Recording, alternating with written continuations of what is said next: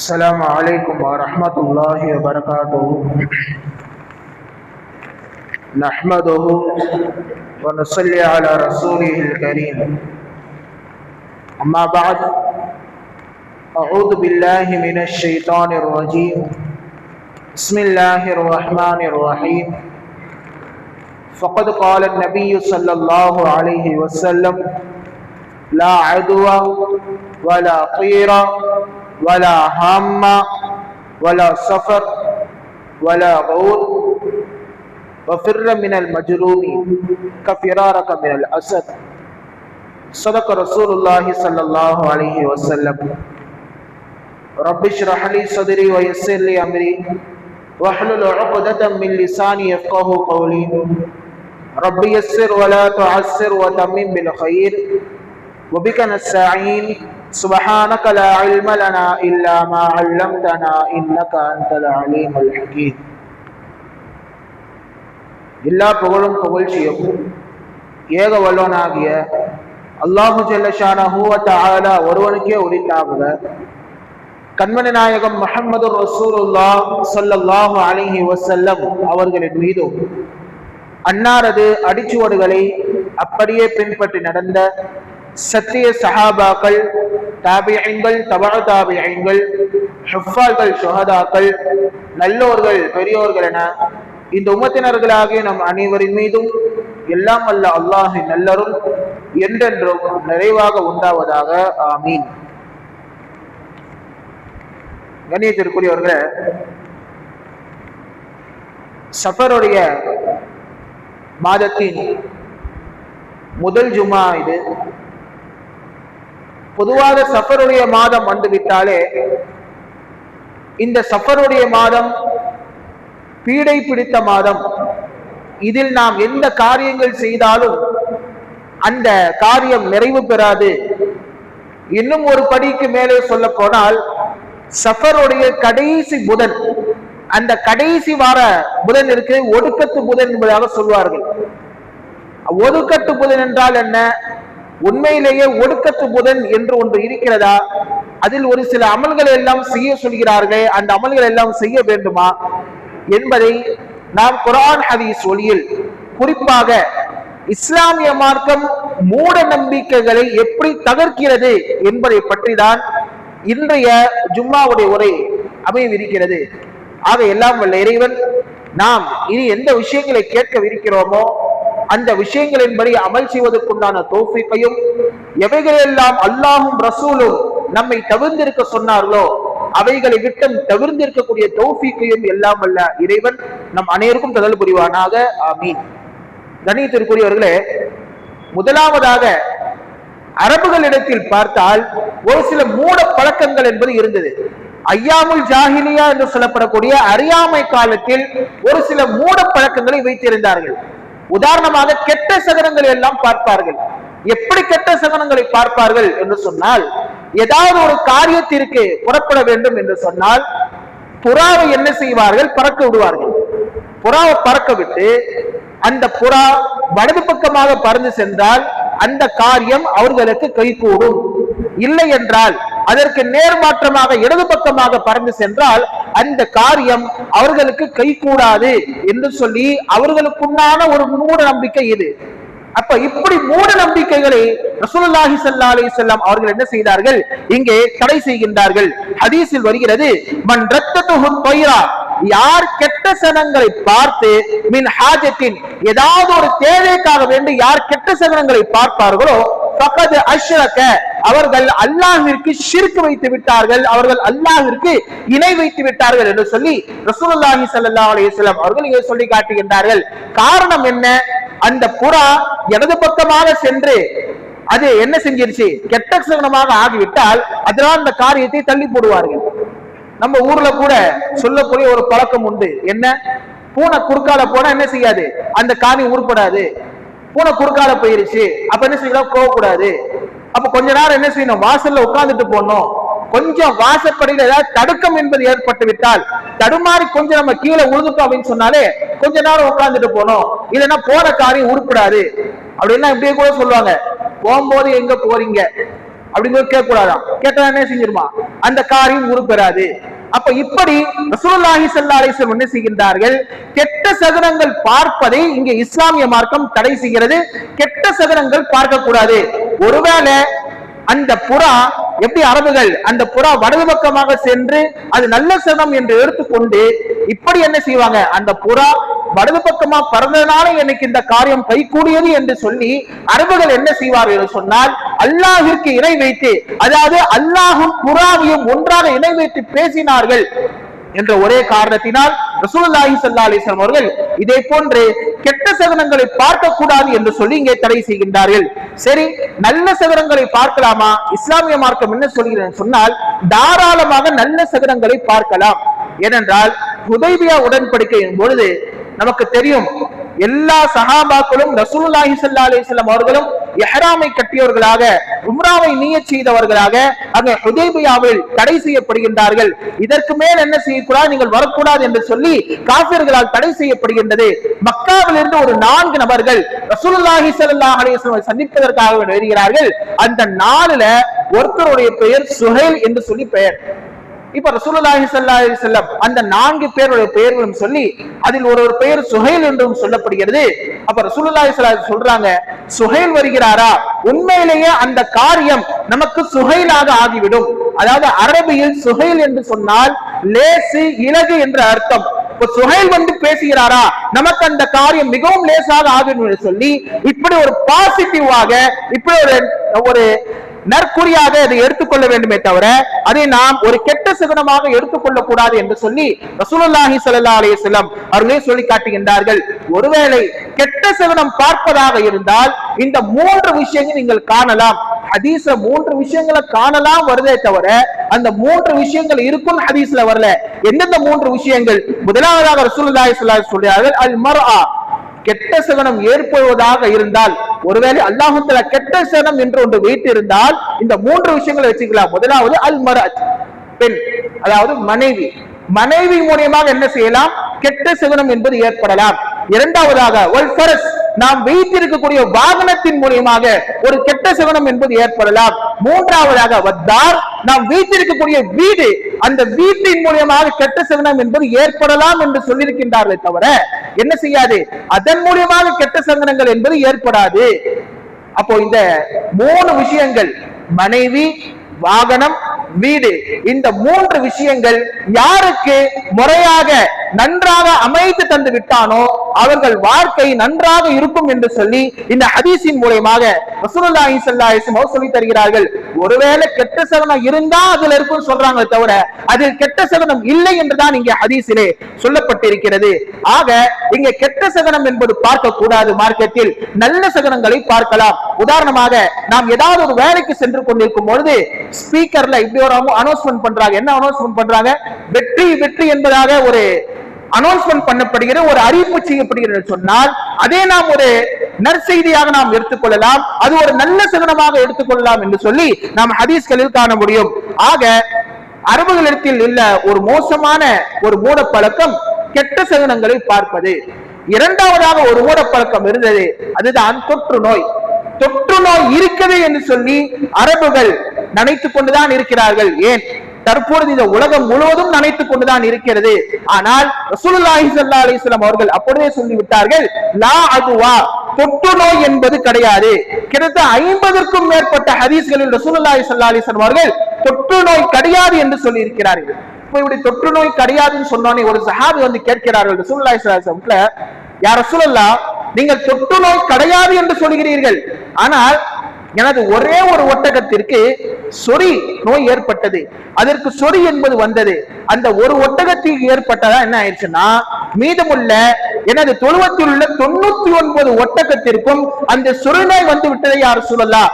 நீங்கள் என்ன சொல்றீங்க, தொற்று நோய் இல்லை என்று சொல்கிறீர்களே, அப்ப ஒரு ஒட்டகத்துக்கு வந்துருச்சுன்னா மீதமுள்ள 99 ஒட்டகத்துக்கும் சொறி நோய் வந்துருச்சு, இதற்காகவே நீங்கள் என்ன சொல்கிறீர்கள் கேட்கும் பொழுது ரசூலுல்லாஹி ஸல்லல்லாஹு அலைஹி வஸல்லம் சொல்கிறார்கள், மன் அஜ்ரபல் பைருல் அவ்வல். கேட்கறாங்க, அப்பா முதல் ஒட்டகத்திற்கு சொறி வந்து சொன்னீங்களா இல்லையா, அந்த முதல் ஒட்டகத்திற்கு யார் நோயை கொடுத்தது? யார் அந்த நோயை கொடுத்தானோ மீதமுள்ள 99 ஒட்டகத்திற்கும் அவன் தான் அந்த நோயை கொடுத்திருப்பான் என்று சொல்லி ரசூலுல்லாஹி ஸல்லல்லாஹு அலைஹி வஸல்லம் சொல்லி காட்டுகின்றார்கள்.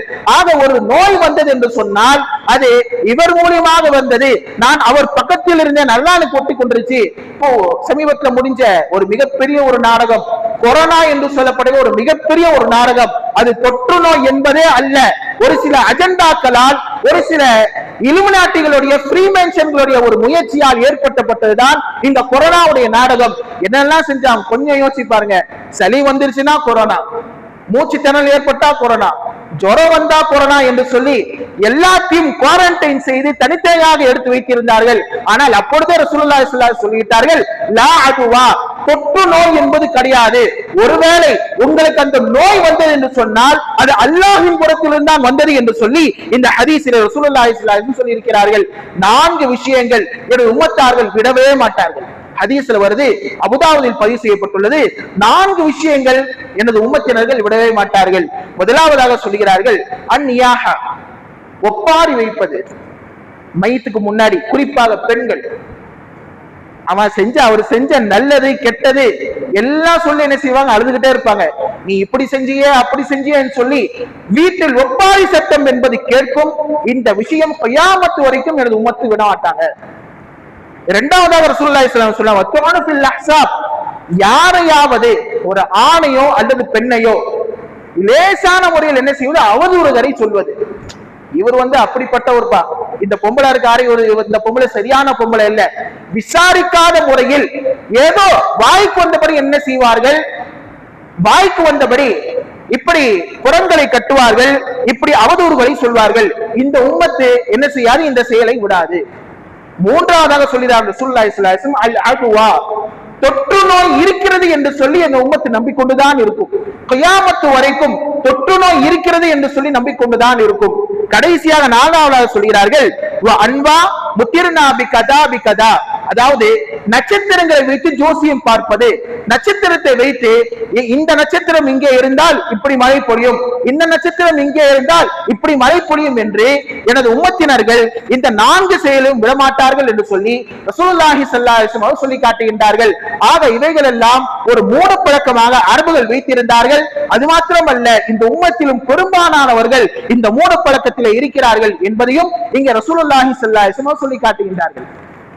தற்பொழுது தொற்று நோய் இல்லை என்று சொன்ன ரசூலுல்லாஹி ஸல்லல்லாஹு அலைஹி வஸல்லம் ஒரு ஹதீஸ்ல இப்படி சொல்கிறார்கள், நோயாளிகளை ஆரோக்கியமானவர்களுடன் கலந்து விட வேண்டாம். நோயாளி என்ன செய்யக்கூடாது, ஆரோக்கியமானவர்கள் கலந்து விடக்கூடாது. கொரோனாவில் இந்த ஹதீஸ்லாம் அப்பப்போ உங்களுக்கு சுத்தி வந்துகிட்டே இருந்திருக்கும் அந்த காலத்துல. அப்போ ஏன் நோயாளியை ஆரோக்கியம் உள்ளவர்களாக கலந்து விட வேண்டாம் என்று சொல்லும் பொழுது நபியர்கள் ஹதீஸை இப்படி முடிக்கிறார்கள், இன்னஹு அதன், அதாவது யார் நோயாளியாக இருக்கிறாரோ அவருடைய பாதிப்பு யாருக்கு ஏற்படும், ஆரோக்கியமானவருக்கு ஏற்படும். ஏன்னா ஒரு நோயாளி அவர் சாப்பிடக்கூடிய பொருட்கள் எப்படி இருக்கும், கஞ்சிகளை எடுத்து சாப்பிடுவார், சரியான முறையில் சாப்பிட முடியாது, படுத்த படுக்கையாக இருப்பார். ஆனால் ஒரு ஆரோக்கியமான என்ன சாப்பிடுவாரு, எல்லாத்தையும் சாப்பிடுவார். அதுவும் அந்த நோயாளிக்கு முன்னதாக சாப்பிட்டால் அவர் மூலியமாக ஒரு பொறாமை என்பது ஏற்படும். அந்த பொறாமை கண்களின் மூலியமாக, கண் திருஷ்டியின் மூலியமாக ஏற்படும். கண் திருஷ்டியை பொறுத்த வரைக்கும் ரசூலுல்லாஹி ஸல்லல்லாஹு அலைஹி வஸல்லம் சொல்வது, இன்னஹு ஹக்குன், கண் திருஷ்டி என்பது ஒரு உண்மையான ஒரு விஷயம். எந்த அளவுக்கு என்று சொன்னால் உமது சகோதரனை கபர் வரைக்கும் கொண்டு போய் சேர்க்கும் என்று சொல்லி ரசூலுல்லாஹி ஸல்லல்லாஹு அலைஹி வஸல்லம் சொன்னார்கள். முவத்தா இமாம் மாலிக் இந்த ஹதீஸ் பதிவு செய்யப்பட்டுள்ளது. இன்னஹு அதன், அந்த நோயாளி அந்த ஆரோக்கியமான நபரை, நன்றாக இருக்கிற நபரை பார்த்தால் ஒரு ஏக்கம் என்பதோடும், என்னால் இப்படி சாப்பிட முடியவில்லை என்று சொல்லி ஏக்கம் வரும். அதன் மூலியமாக அவருக்கு பாதிப்பு என்பது ஏற்படுமே தவிர அந்த நோயின் காரணமாக இவருக்கு நோய் வந்து விட்டது என்பது அல்ல. மாறாக கண்திருஷ்டியின் காரணமாகத்தான் அந்த ஆரோக்கியமானவருக்கு நோய் வருகிறது என்று சொல்லி ரசூலுல்லாஹி ஸல்லல்லாஹு அலைஹி வஸல்லம் சொல்லக்கூடிய ஹதீஸ் முவத்தா இமாம் மாலிக்கில் இங்கே பதிவு செய்யப்பட்டுள்ளது. ஆக தொற்று நோய் இருக்கிறது என்று நம்புவதும் கூட ஒரு மூட நம்பிக்கை என்று சொல்லி நீங்க நமக்கு ரசூலுல்லாஹி ஸல்லல்லாஹு அலைஹி வஸல்லம் சொல்கிறார்கள். அடுத்ததாக வலா ஹாம்மா, ஆண்டை வைத்து சதுரம் பார்ப்பது அரபுகளிடத்தில் இருந்தது. அதாவது ஒரு வீட்டிற்கு மேல முகத்துல ஆண்டை அமர்ந்திருந்தால் அந்த வீட்டில ஏதாவது ஒரு அசம்பாவிதம் நிகழ்ப்போது என்ற அர்த்தமா. இது அரபுகள் அவர்களுக்கு தங்களுக்கு தாங்களே இப்படி ஒரு மூட நம்பிக்கை ஏற்படுத்திக் கொண்டார்கள். அதனால் ரசூலுல்லாஹி ஸல்லல்லாஹு அலைஹி வஸல்லம் சொல்கிறார்கள், வலா ஹம்மா, ஆண்டையை வைத்து என்ன செய்யவில்லை, இப்படி சகுனம் பார்ப்பது என்பது கிடையாது. அடுக்கடுத்ததாக ரசூலுல்லாஹி ஸல்லல்லாஹு அலைஹி வஸல்லம் சொல்வது, வலா கௌல், பேய் பிசாசு என்பது இஸ்லாத்தில் கிடையாது. பேய் பிசாசு இருக்கிறது என்று சொல்லி அரபுகளுடைய நம்பிக்கையாக இருந்தது. ஆனால் பேய் பிசாசு என்று சொல்லி உலகத்தில் கிடையாது. ஒருவேளை பேய் பிசாசு இருந்திருந்தால் அது ரசூலுல்லாஹி ஸல்லல்லாஹு அலைஹி வஸல்லம் அவர்கள் வருவதற்கு முன்னால் இருந்திருக்குமே தவிர, நபி அவர்கள் வருகைக்கு முன்னால் எல்லா பேய் பிசாசுகளையும் அல்லாஹ் தஆலா அழித்து விட்டான் என்று சொல்லி முஹத்திஸீன்கள் இந்த ஹதீஸிற்காக எடுத்து எழுதுகிறார்கள். ஆக பேய் பிசாசு என்பது கிடையாது. அதற்கு மாறாக ஜின்களுடைய சேட்டைகள் வேண்டுமானால் இருக்கிறது. ஜின்கள் ஒரு சில சேட்டைகள் செய்யும். அதிலும் குறிப்பாக கெட்ட ஜின்கள் எப்போ சேட்டை செய்யும்னா, நம்ம வீட்டை சுத்தமா வச்சுக்கலனா, நம்ம சுற்றி உள்ள இடங்களை சுத்தமாக வைத்துக் கொள்ளவில்லை என்றால் அந்த வீடு ஷைத்தான்களுக்கும் ஜின்களுக்கும் இரையாகும் என்று சொல்லி எந்த விதமான சந்தேகமும் கிடையாது. ஆக இப்படி இஸ்லாத்தை பொறுத்த வரைக்கும் பேய்களும் அல்ல பிசாசுகளும் அல்ல என்று சொல்லி ஒரு மூட பழக்கத்தை ரசூலுல்லாஹி ஸல்லல்லாஹு அலைஹி வஸல்லம் இங்கே தடை செய்கின்றார்கள். கடைசியாக ரசூலுல்லாஹி ஸல்லல்லாஹு அலைஹி வஸல்லம் சொல்வது, வலா சஃபர், சஃபர் மாதம் பீடை என்பதும் கிடையாது. ஏன் அரபுகள் சஃபர் மாதத்தை பீடை என்று எண்ணிக்கொண்டார் என்று சொன்னால், தொடர்ந்து 3 மாதங்கள் துல்காதா, துல்ஹஜ், முஹர்ரம் ஆகிய 3 மாதங்கள் அரபுகள் என்ன செய்ய மாட்டாங்கன்னா போர் செய்யவே மாட்டாங்க. ஏனென்றால் அது அஷ்ஹுருல் ஹுரும், அல்லாஹ்வால் கண்ணியப்படுத்தப்பட்ட மாதங்களில் அரபுகள் போர் செய்யவே மாட்டார்கள். போர் செய்வதாக இருந்தால் இந்த 3 மாதங்களுக்கு அடுத்ததாக என்ன மாசம் வருது, இப்போ ஒரு சஃபர் மாசம் வருகிறது. அந்த சஃபர் மாசத்தில் என்ன செய்வார்கள், அரபுகள் போரில் ஈடுபடுவார்கள். இப்போ போர்ல ஈடுபட்டா என்ன ஆகும், பலவிதமான உயிர் சேதங்கள் என்பது ஏற்படும். இப்படி உயிர் சேதங்கள் ஏற்படுவதால் அரபுகள் தங்களுக்கு தாங்களே இப்படி ஒரு மூட பழக்கத்தை கொண்டு வந்து விட்டார்கள். சஃபர் மாதம் பீடை பிடித்த மாதம் என்று சொல்லி ஒரு மூட நம்பிக்கையை கொண்டு வந்து விட்டார்கள். அந்த மூட நம்பிக்கையை தான் ரசூலுல்லாஹி ஸல்லல்லாஹு அலைஹி வஸல்லம் அவர்கள் இப்படி தடை செய்கின்றார்கள். வலா சஃபர, சஃபர் மாதம் பீடை என்பதும் கிடையாது. முஹத்திஸீன்கள் இப்படியும் ஒரு கருத்தை எடுத்து எழுதுகின்றார்கள்.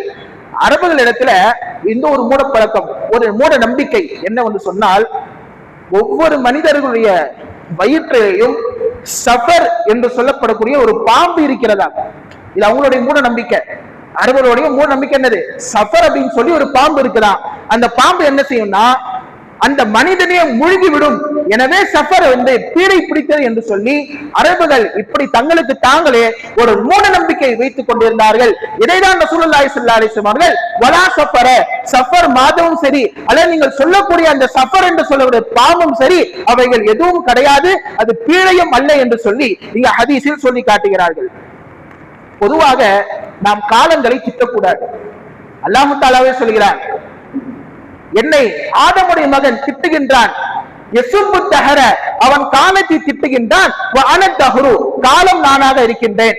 ஏன் அல்லாஹு தாலா காலம் நானாக இருக்கின்றேன் என்று சொன்னால், அல்லாஹு தாலா தான் வெயில் காலத்தையும் மழை காலத்தையும் குளிர் காலத்தையும் வசந்த காலத்தையும் மாற்றி மாற்றி அல்லாஹ் தான் கொண்டு வருகிறான். எனவேதான் அல்லாஹு தாலா நான் தான் காலமாக இருக்கின்றேன், இந்த ஆதமுடைய மகன் இருக்கின்றானே என்னை பார்த்து திட்டுகிறான். என்ன திட்டுறான், வெயில் இப்படிதான் அடிக்கணுமா, நாம வெளியே போற நேரத்துல இப்படி வெயில் அடிக்கணுமா, அல்லது நாம் வெளியே கிளம்பக்கூடிய நேரத்துல மழை இப்படி பெய்யணுமா, அல்லது இந்த மாசம் இப்பதான் வர வேண்டுமா என்று சொல்லி ஆதமுடைய மகன் என்னை திட்டுகிறான். ஆனால் காலத்தை நான் தான் மாற்றிக் கொண்டு வருகிறேன் என்று சொல்லி அல்லாஹு தஆலா சொல்வதாக ரசூலுல்லாஹி ஸல்லல்லாஹு அலைஹி வஸல்லம் சொல்லி காட்டுகின்றார்கள். சரி, கடைசியாக நாம் இங்கே பார்க்கக்கூடியது ஒடுக்கத்து புதன். உண்மையிலேயே ஒடுக்கத்து புதன் அப்படின்னா என்ன அப்படின்னு சொன்னா, ஒண்ணும் இல்ல, ஒடுக்கம் என்றால் கடைசின்னு அர்த்தம். புதன் என்றால் புதன்கிழமை. சஃபர் மாசத்தினுடைய கடைசி புதன்கிழமைக்கு ஒடுக்கத்து புதன் என்பதாக சொல்லுவாங்க. ஏன் இதுக்கு அவ்வளவு முக்கியத்துவம் அப்படின்னு சொன்னா, சொல்றேன் கேளுங்களேன். ஒரு சில விஷயங்கள், அய்யூப் அலைஹிஸ்ஸலாமுக்கு அந்த ஒடுக்கத்து புதன் என்ன செஞ்சான், நோய் வந்துச்சான். இவங்களா ஒண்ணு சொல்றது, அய்யூப் அலைஹிஸ்ஸலாமுக்கு சஃபர் மாசத்துல கடைசி புதன்கிழமை என்ன செஞ்சுச்சு, நோய் வந்தது. பின்பு அல்லாஹ் தஆலா ஷிஃபா ஆக்கினான், அது வேறு விஷயம். எடுத்துக்கொள்ளக்கூடிய பாயிண்ட்ஸ் இதுதான். முதலாவது அய்யூப் அலைஹிஸ்ஸலாம் நோய் வந்துச்சு. இரண்டாவதாக நமது ரசூலுல்லாஹி ஸல்லல்லாஹு அலைஹி வஸல்லம் அவர்களுக்கு அவங்க எப்போ வஃபாத் ஆனாங்க, ரபியுல் அவ்வல் மாசத்துல வஃபாத் ஆனாங்க. எதனால் வஃபாத் ஆனார்கள், நோய் என்பது வந்தது, தீராத ஜுரம் தலைவலி எல்லாம் வந்தது.